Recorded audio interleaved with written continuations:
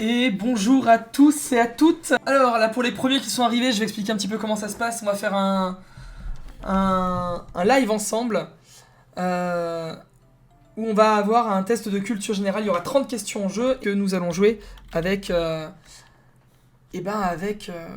Saint-Valentin, le couple, l'amour et le sexe. Alors la question numéro 1, la voici par exemple. Avec quelle arme le dieu de l'amour Cupidon est-il souvent représenté? Réponse A, une catapulte. Réponse B, un revolver. Réponse C, un arc. Réponse D, un arbalète.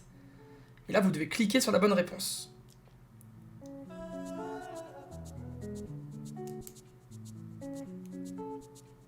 Alors, avec quelle arme le dieu de l'amour Cupidon est-il souvent représenté? Une catapulte, un arc, un arbalète, un revolver. Voilà, une question un peu facile pour démarrer et pour voir si ça marche pour tout le monde. Donc, vous êtes plus d'une dizaine à jouer, donc je devrais avoir normalement autant de réponses. Il fallait bien entendu répondre un arc. Voilà. Est-ce que c'est clair pour tout le monde? Est-ce que vous avez compris comment ça marche? Très simple, je vous pose une question à chaque fois, il n'y a qu'une seule réponse. On va jouer avec l'amour, avec le sexe et avec cette question qui rentre un petit peu dans l'actualité. Vous le savez que là depuis 2 ans, on connaît une période qui est pas simple, une espèce de truc qu'on appelle crise sanitaire. Et bien d'après une enquête réalisée par le site Glidden, qui est un site de rencontre, qu'est-ce qui a causé la perte de libido de 8 femmes mariées sur 10 en 2020? D'après une enquête, qu'est-ce qui a causé la perte de libido de 8 femmes mariées sur 10 en 2020? Réponse A, le télétravail. Réponse B, le port du masque. Réponse C, la baisse du pouvoir d'achat. Réponse D, le mouvement MeToo. D'après une enquête, qu'est-ce qui a causé la perte de libido de 8 femmes mariées sur 10 en 2020? Le télétravail, le port du masque, la baisse du pouvoir d'achat, le mouvement MeToo. Alors la réponse qu'il fallait me donner, qu'est-ce qui a causé la perte de libido de 8 femmes mariées sur 10, il fallait dire le télétravail.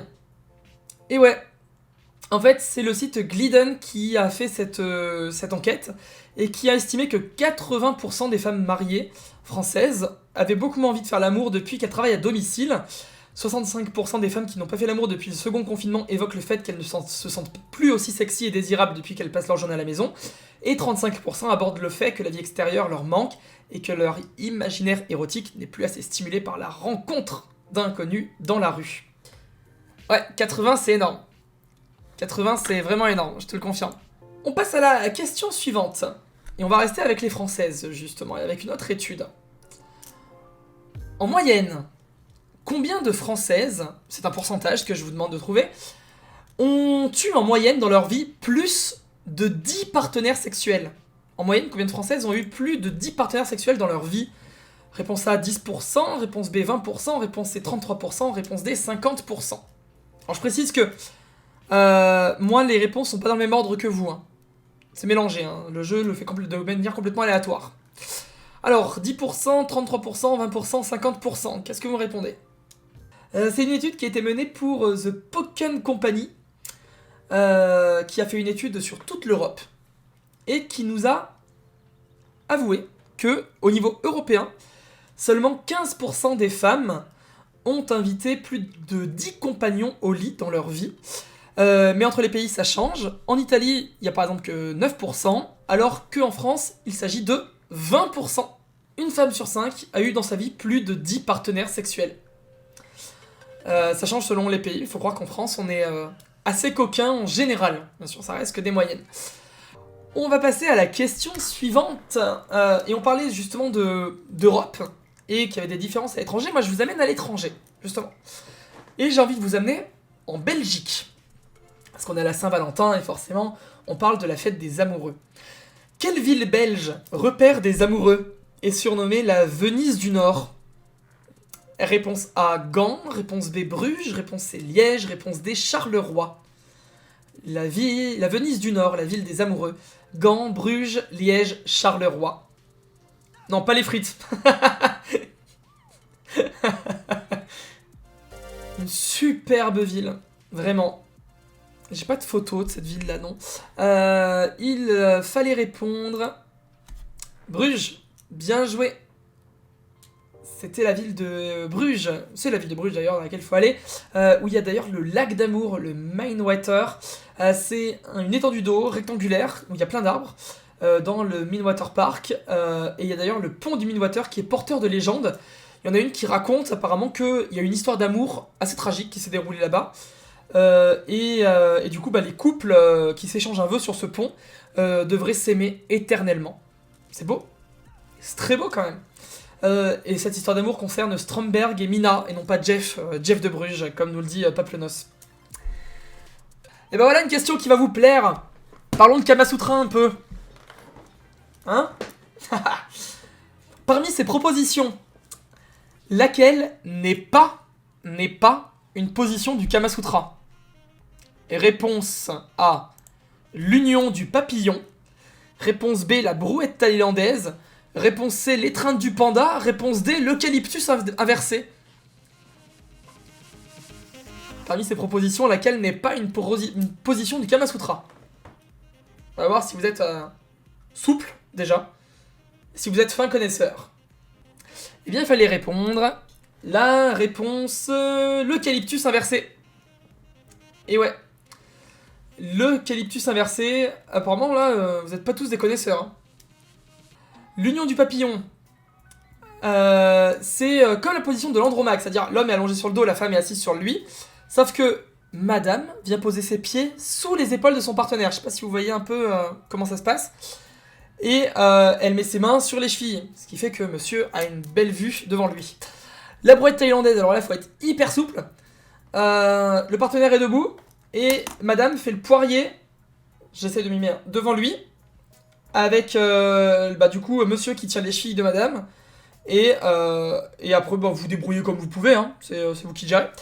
Et ensuite, l'étreint du panda, alors là, c'est les deux qui sont allongés sur le côté, face à face, mais tête bêche. Je sais pas si vous voyez ce que je veux dire, un peu comme ça.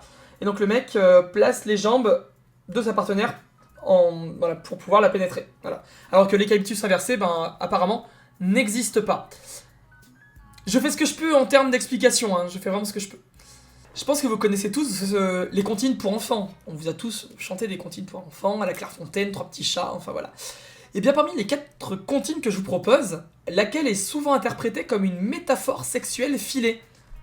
En gros, laquelle de ces 4 comptines parle ouvertement de cul? Voilà, c'est ça la question. Réponse A, au clair de la lune. Réponse B, il était un petit navire. Réponse C, une souris verte. Réponse D, pirouette cacahuète. Alors elles ont toutes des significations plus ou moins, hein. Mais il y en a une seule, là dans les 4, qui parle de fesses et de coquinerie. Est-ce que vous l'avez trouvé? Il fallait répondre au clair de la lune. Bien joué, pour ceux qui ont répondu, bravo. C'est ça. En fait, dans ces comptines, donc il y a différentes interprétations, et au clair de la lune, ça parlerait plutôt de sexe, comme la chandelle, battre le briquet, qui signifierait du coup faire l'amour. Donne-moi ta plume, ça serait un lit, ça peut être aussi une fellation, apparemment. Ça serait un terme un peu soutenu et ancien pour parler de fellation. Et du coup, on parle aussi de dieu d'amour, de Lubin. Donc voilà, dans les 2 autres couplets qu'on connaît moins. Du coup, il y aurait des sous-entendus sexuels assez ouverts, comme rallumer le feu, battre le briquet, etc. etc. Il était un petit navire, en fait, c'est une chanson qui parle de cannibalisme. Ouais, c'est pas cool comme ça, mais c'est le jeu de mousse qui se fait manger pour sauver l'équipage. Une souris verte, ça parlerait d'un soldat vendéen. Et pirouette cacahuète n'aurait pas de signification particulière apparemment. Alors, on passe à la question suivante. Restons dans l'amour. Restons dans nos parties de jambes en l'air, les amis. Une question très simple qu'on s'est souvent posée. Moi, je vous apporte une réponse, enfin j'essaye en tout cas. Quelle est la durée moyenne d'un rapport sexuel selon une étude réalisée sur 500 couples? Une bonne question. Réponse A, 2,2 minutes. Réponse B, 5,4 minutes. Réponse C, 9,9 minutes. Ou alors 14,1 minutes. 2, 5, 9, 14 minutes. Si on enlève les secondes. C'est une enquête de 2005. Des chercheurs scientifiques qui ont fait une étude hyper sérieuse sur 500 couples à travers 3 continents. Donc quelque chose d'assez sérieux qui prend en compte absolument toutes les cultures, même si on appuie sur plus de couples, comme c'est jamais représentatif à fond. Hein.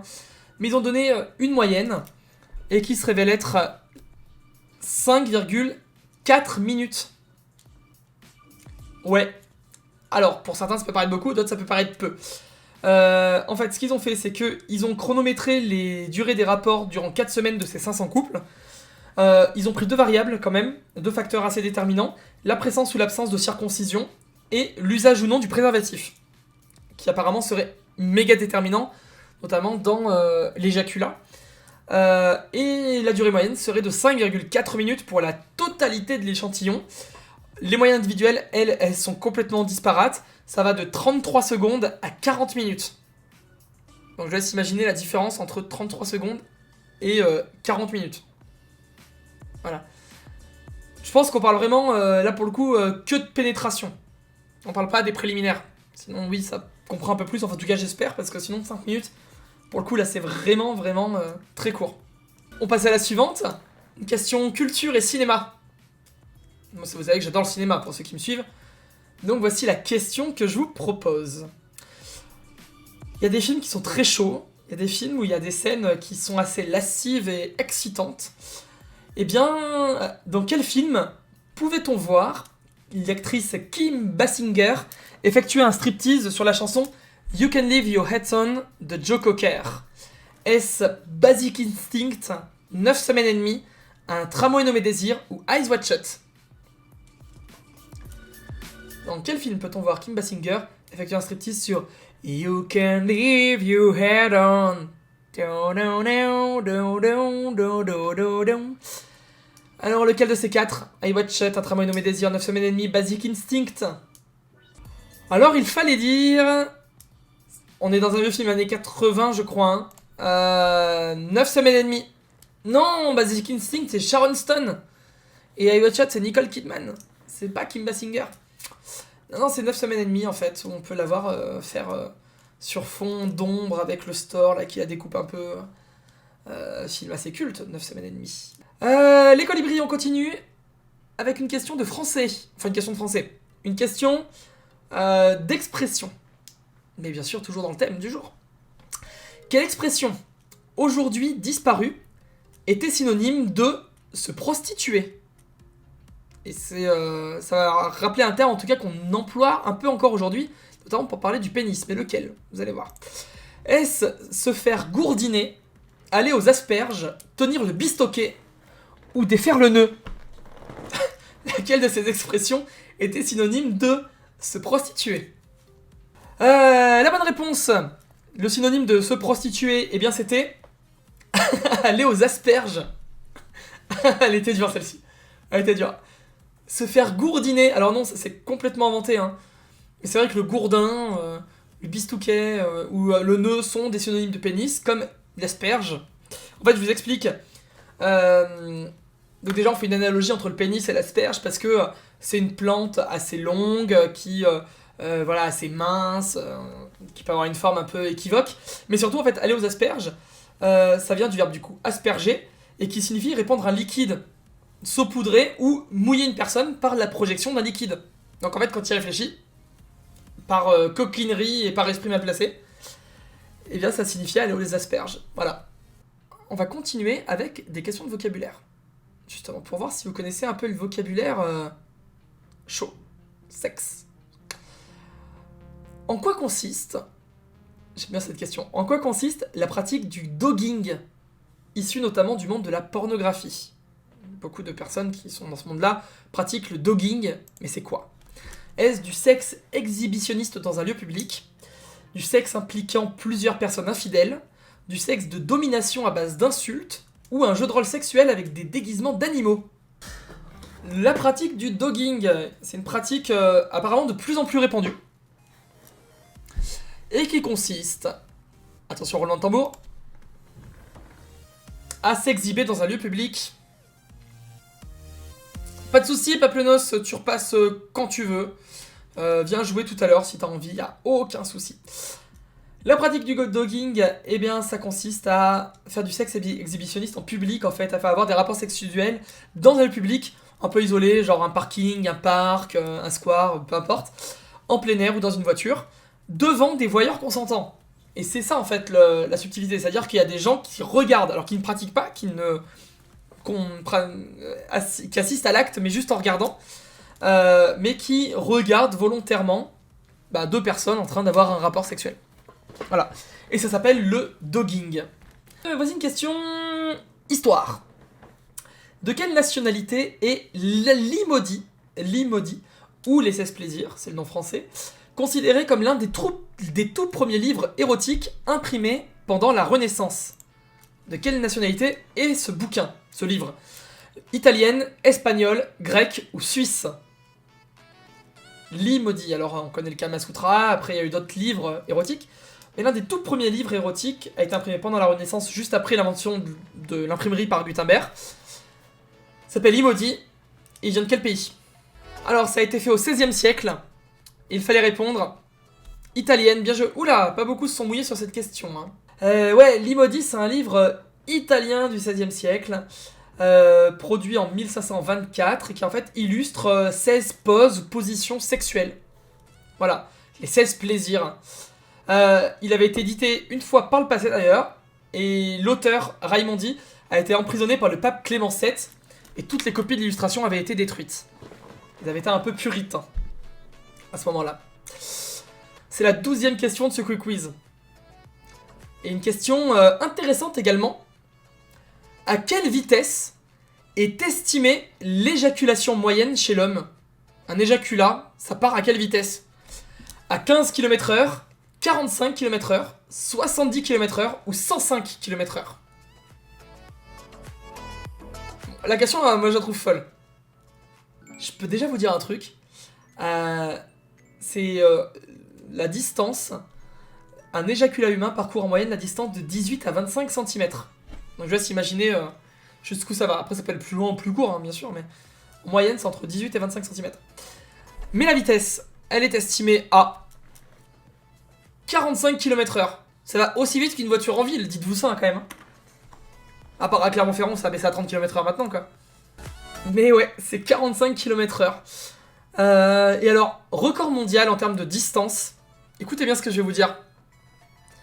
Horst Schulz, je pense que ça va être un Allemand, j'imagine, a réalisé une éjaculation de 5,71 m de distance. Je vous laisse imaginer, 5,71 m de distance. Aujourd'hui, on fait un questionnaire spécial sexe, amour et couple, parce qu'aujourd'hui, nous sommes la Saint-Valentin.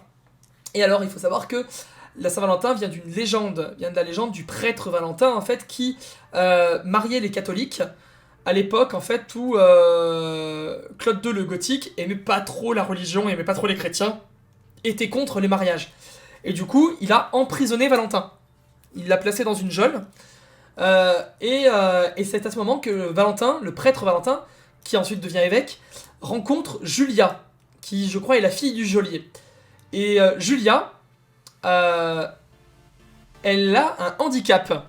Ma question est, quel handicap portait Julia, la femme que le prêtre Valentin a trouvée, et qu'il a rencontré à la geôle, avant qu'il devienne saint patron des amoureux? Elle était aveugle, elle était sourde, elle était cul-de-jatte, elle était paralysée. Là, je vous raconte la légende de la Saint-Valentin. Hein. De Saint-Valentin, en tout cas. Julia était aveugle, sourde, cul-de-jatte ou paralysée. Le saint patron des amoureux a rencontré Julia, une femme qui était aveugle, cul-de-jatte. Non, pas cul-de-jatte. Je sais que vous avez tous des images en tête, mais c'était pas ça. Non, c'était aveugle. En fait, elle ne voyait pas. Du coup, elle était atteinte de cécité. Et elle a dit à Valentin, en gros, tous les soirs, décris-moi le monde. Et Valentin, lui, qui avait déjà vécu une longue vie avant de se retrouver en geôle, lui a raconté le monde, lui a raconté plein de choses. Et un jour, Julia tombe amoureuse de Valentin, lui apporte à manger. Et ce soir même là, un miracle se produit. Apparemment, il y a par la fenêtre de la cellule une vive et forte lumière qui apparaît, qui jaillit. Julia retrouve la vue et déclare: maintenant je vois le monde tel que vous me l'avez décrit, Valentin. Et à partir de ce miracle est né la Saint-Valentin, le saint patron des amoureux. Voilà. Allez, on continue. Prochaine question. On part au Japon. Au Japon, la Saint-Valentin est plus connue sous le nom de Kokuaku. Kokuaku. Que signifie ce terme en français? Bonne question. Est-ce que Kokuaku veut dire abondance, éternité, plaisir ou confession? Ah, je vous pose des questions compliquées aussi, mais on en apprend tous les jours. Au Japon, la Saint-Valentin est plus connue sous le nom de Kokuaku, mais qui veut dire quoi? Dites-moi tout. Alors, il faut savoir que la première Saint-Valentin au Japon a été célébrée seulement en 1936. Et une journée qui est maintenant très populaire dans le pays. Et d'ailleurs, la tradition veut que les japonaises offrent des chocolats aux hommes. Il y a plusieurs types de chocolats, alors il y a des chocolats, je sais plus les noms, hein, mais t'as des chocolats qui sont faits plutôt pour les amis, ou pour leurs patrons, leurs collègues, et t'as des chocolats qui sont faits pour leurs amants, et d'autres pour leurs hommes. Voilà. Mais la tradition veut que les japonaises offrent des chocolats aux hommes du pays. La bonne réponse, Kokuaku, il fallait dire confession. Kokuaku, lorsqu'il est traduit, signifie confession. Il faut le chuchoter à quelqu'un de manière romantique, apparemment. C'est surtout les femmes aussi là qui apparemment le dirent aux hommes, puisque c'est elles qui offrent le plus de cadeaux le jour de la Saint-Valentin. On passe à la 15e question. La question suivante concerne la France. Il y a un sondage qui a été fait, encore une fois par Glidden, le site de rencontre extra-conjugale, et forcément la question concerne l'extra-conjugalité. L'extra-conjugalité, ça se dit? Oui, je pense. Quelle ville est considérée comme la ville la plus infidèle de France? Et ouais, dans quelle ville on va le plus voir ailleurs? Est-ce à Toulouse, à Montpellier, à Lille ou à Strasbourg? Quelle ville comporte le taux d'infidélité le plus élevé de l'Hexagone? Strasbourg, Toulouse, Lille ou Montpellier? Selon un sondage, quelle ville est considérée comme la ville la plus infidèle en France? Et avec un ratio impressionnant de 29,01% en termes de taux d'infidélité apparemment. Un ratio qui est calculé entre le nombre d'habitants par ville et le nombre d'inscrits sur la plateforme Glidden. Donc plateforme de rencontre extra-conjugale. On rappelle que c'est un site qui permet de vouloir tromper ou souhaiter tromper leur conjoint en utilisant un site internet. Hein. Voilà, donc en termes d'éthique, c'est pas forcément ce qu'il y a de mieux. Mais il faut voir que énormément de gens sont inscrits sur Glidden. Et notamment du côté de Lille. Non, pas Toulouse ni Montpellier. Il fallait aller à Lille. C'est la ville du Nord qui arrive en tête des villes de France, suivie de Paris, de Bordeaux et de Lyon. Strasbourg, en revanche, est loin derrière, puisque la proportion atteint seulement 13,09%. Voilà ce qu'il fallait répondre. Une petite question chanson, on n'a pas fait encore, à part Au clair de la lune, mais on n'a pas fait d'autres chansons. Dans quelle chanson la chanteuse Zazie prononce-t-elle cette phrase avec assurance: « Mets-toi tout nu si t'es un homme ». Réponse A, Speed. Réponse B, Un point c'est toi. Réponse C, J'envoie valser. Réponse D, Larsen. Dans quelle chanson on peut entendre cette phrase? Je suis sûr que vous avez une idée et que vous le savez. Mets-toi tout nu si t'es un homme, histoire de voir où nous en sommes. Petite chanson, petite question mignonne quand même. Hein. La chanson de Zazie qu'il fallait dire, c'était Un point c'est toi, bien joué, bravo. On continue avec la prochaine, une question scientifique, une question corps et anatomie. Quel est le nom scientifique de la sécrétion plus communément appelée hormone de l'amour ou hormone du bonheur? Est-ce l'ocytocine, l'insuline, le cortisol ou la prostaglandine? On a une hormone de l'amour, une hormone de l'attachement, du bonheur, du sexe aussi. Comment s'appelle-t-elle? L'ocytocine, l'insuline, la prostaglandine ou le cortisol? C'est un neuropeptide qui est sécrété par les noyaux paraventriculaires et supraoptiques de l'hypothalamus et excrété, je vais y arriver, par l'hypophyse postérieure qu'on appelle eurohypophyse, qui agit principalement sur les muscles lisses de l'utérus et des glandes mammaires. Il fallait répondre l'ocytocine. Et ouais, ça c'était la bonne réponse, l'ocytocine. Un rôle connu chez les êtres humains, notamment pour la confiance, l'empathie, la générosité et la sexualité. On passe à la question suivante. On parlait de livres tout à l'heure. Je vous amène maintenant dans la littérature, mais plus contemporaine, parce que je pense que vous connaissez tous 50 nuances de Grey. Vous avez vu forcément un film, lu un livre. La question est la suivante. Comment se nomme l'auteur originel de la saga littéraire 50 nuances de Grey? Réponse A, Helen Fielding. Réponse B, E.L. James. Réponse C, Jane Austen. Réponse D, Douglas Adams. Comment se nomme l'auteur originel de la saga littéraire 50 nuances de Grey? Ellen Fielding, E.L. James, Jane Austen ou Douglas Adams. 150 millions d'exemplaires vendus en plus de 50 langues. Hein. Truc de fou. C'est vraiment un truc de dingue pour ce bouquin qui est devenu un classique. Bon, j'ai eu le premier, moi j'ai pas du tout aimé. Hein. J'avoue que je trouve ça pas très bien écrit. Mais bon, je peux comprendre qu'on aime bien, hein. Je peux comprendre le délire, que ça soit un peu excitant, que ça allume des flammes, quoi. Qui nous a fait allumer la petite flamme en nous grâce à 51 degrés? Il s'agissait de E.L. James, une auteure qui, un peu comme J.K. Rowling, hein, a fait son trou. Elle est classée quand même parmi les records de vente littéraire mondiale des années 2010, de toute la décennie, c'est l'un des livres les plus vendus. Et surtout, elle a été nommée parmi les 100 personnes les plus influentes du monde par le magazine Le Time en 2012. Ce qui est pas rien quand même. Quand t'es dans les 100 personnes les plus influentes du monde, c'est que ça pèse. C'était en effet E.L. James. On va parler de peur. En quoi consiste la philophobie? C'est quoi la philophobie? Est-ce que c'est la peur de tomber amoureux, la peur de faire l'amour, la peur d'embrasser ou la peur de la nudité? Mais qu'est-ce donc la philophobie? Question toute trouvée pour ce quiz spécial amour, sexe et couple, forcément. La peur de tomber amoureux, la peur de faire l'amour, la peur d'embrasser, la peur de la nudité. Toutes ces peurs existent, hein, mais il y en a une seule qui se nomme la philophobie. Il fallait me répondre. Pas de soucis Aurélie de Ravel, je t'écoute, mais je peux plus jouer, souci de connexion. Essaie de réactualiser, si tu n'y arrives pas, joue sans répondre. Vous êtes plusieurs à faire ça, à ne pas cliquer sur le quiz kit, mais quand même écouter les questions et à aller voir et à pouvoir jouer. Vous avez tous répondu des choses différentes. Il fallait dire la peur de tomber amoureux. C'est ça la philophobie. La peur de faire l'amour, il s'agit de l'aprophobie. La peur d'embrasser, c'est la filmatophobie. Et la peur de la nudité, c'est la nudophobie, tout simplement. Voilà. En fait, la peur de l'amour, elle se justifie sous plein de choses. C'est à la fois de ne pas s'engager dans une relation amoureuse, mais c'est aussi d'avoir peur d'aimer jusqu'à la famille et même des amis. C'est en fait avoir peur d'établir une relation, un lien qui peut avoir un sentiment fort, celui de l'amour. Et du coup, la personne peut avoir des troubles de stress, peut avoir des sentiments contraires, peut avoir de la paranoïa. Ça peut aller loin. Et d'ailleurs, passons à la question 20.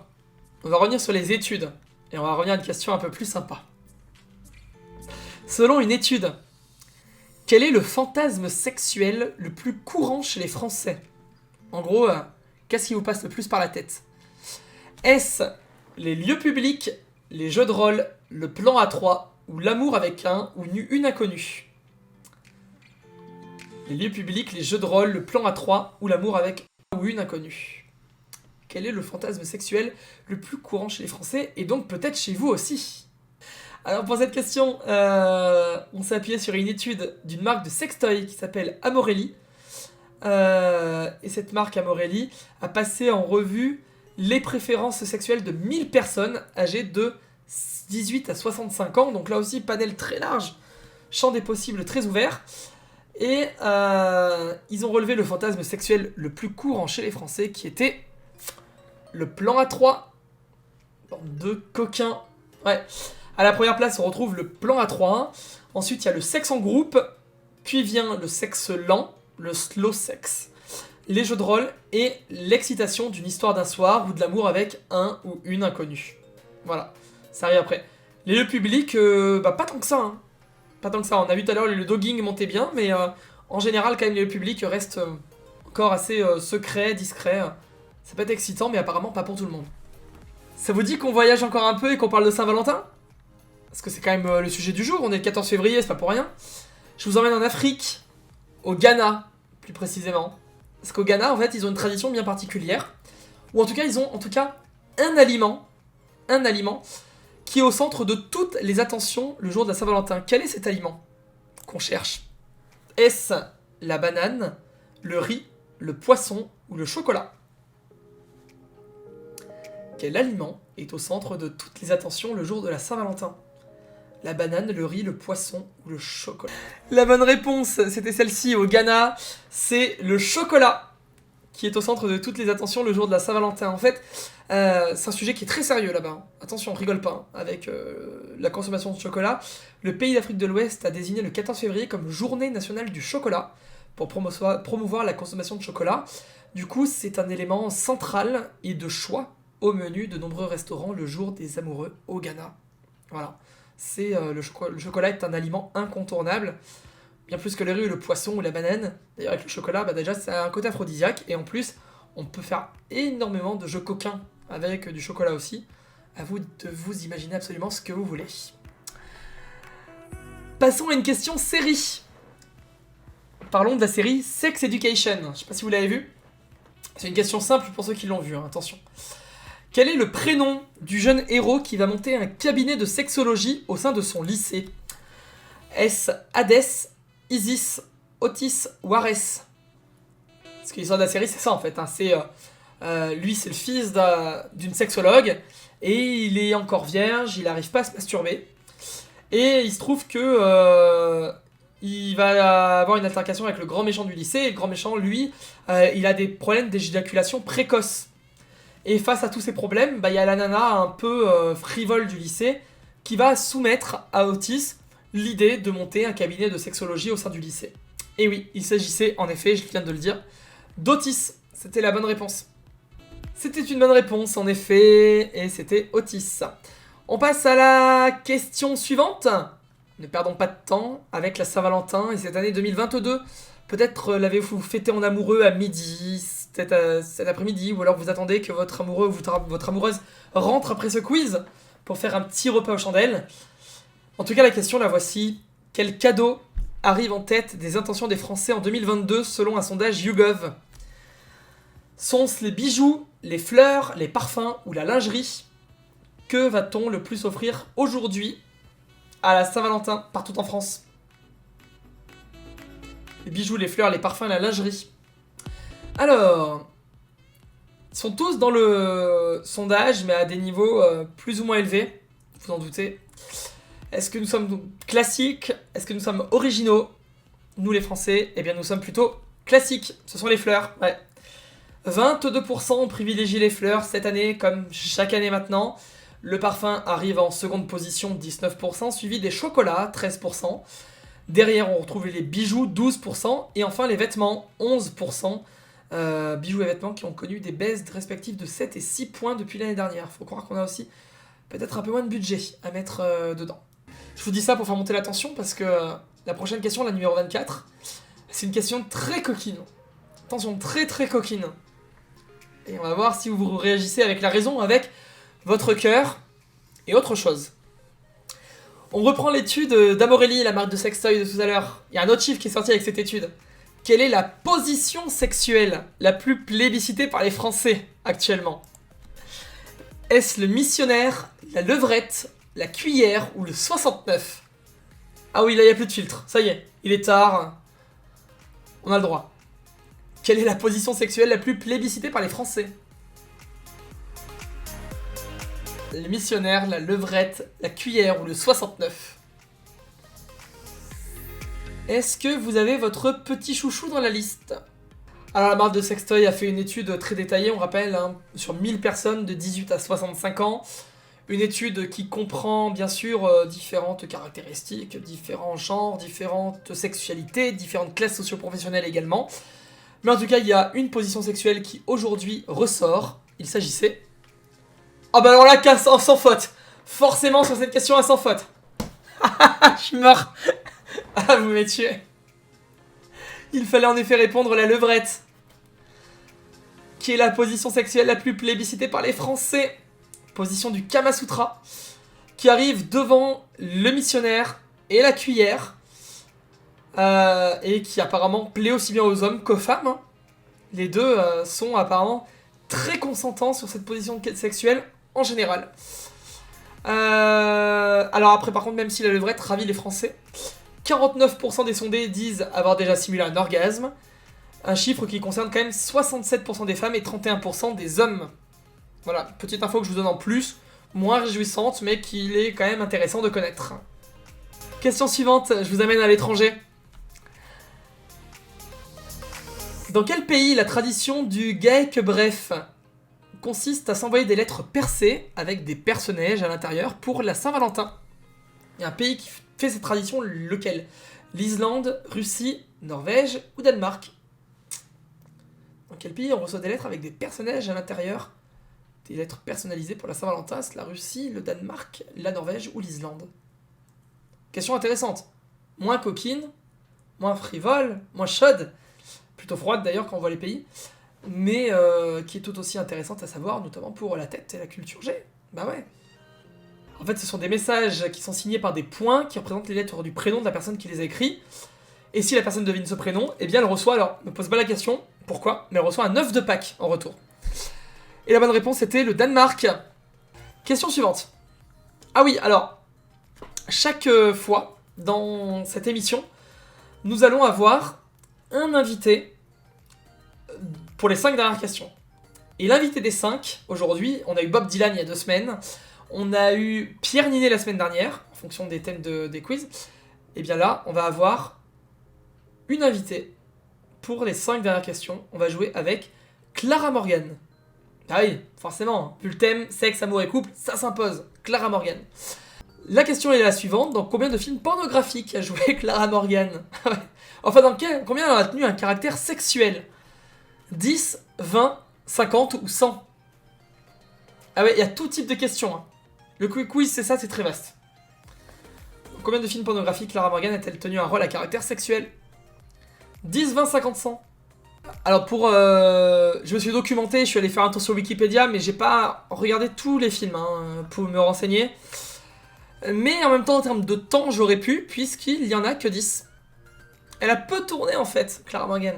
C'est pas trop une actrice pornographique, c'est plus une exhibitionniste. Et surtout, c'est quelqu'un qui a tourné la quasi-totalité de ses scènes hétérosexuelles avec son compagnon de l'époque, Greg Santoro. Sauf 2 scènes, voilà, mais c'est quelqu'un qui voulait tourner avec son chéri d'acteur.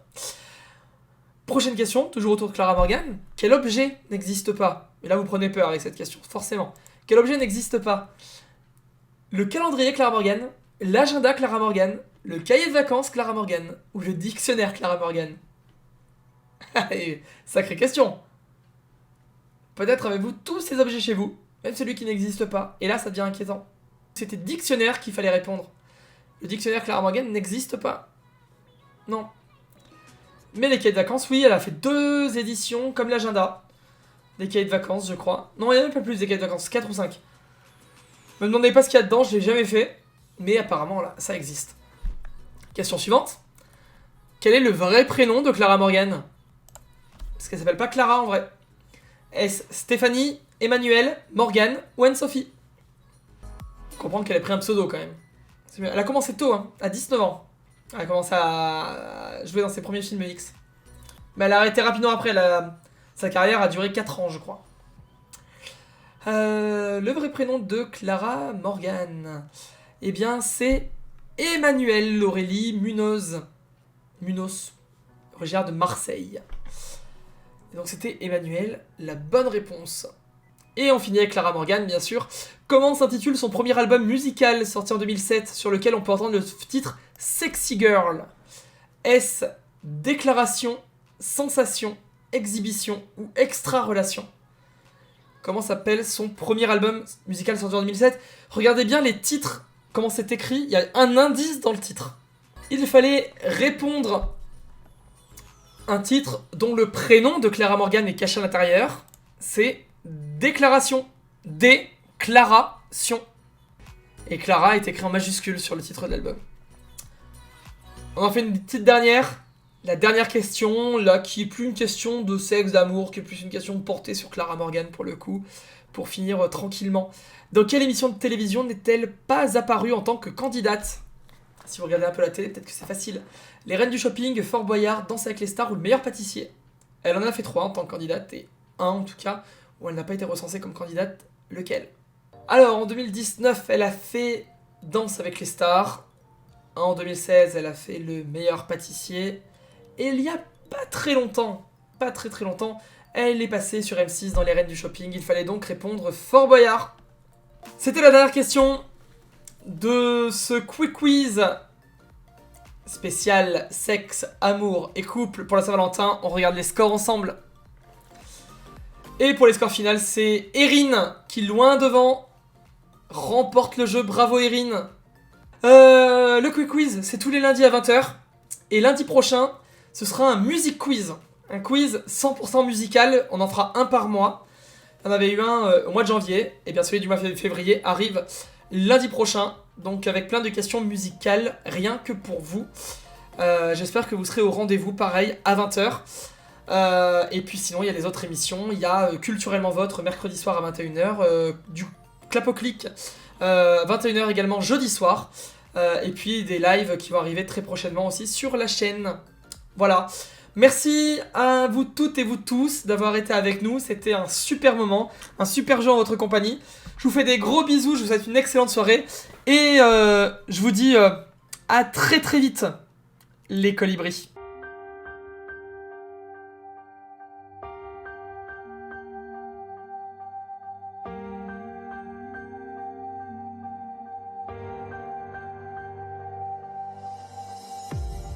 I'm so in love with you. Leaning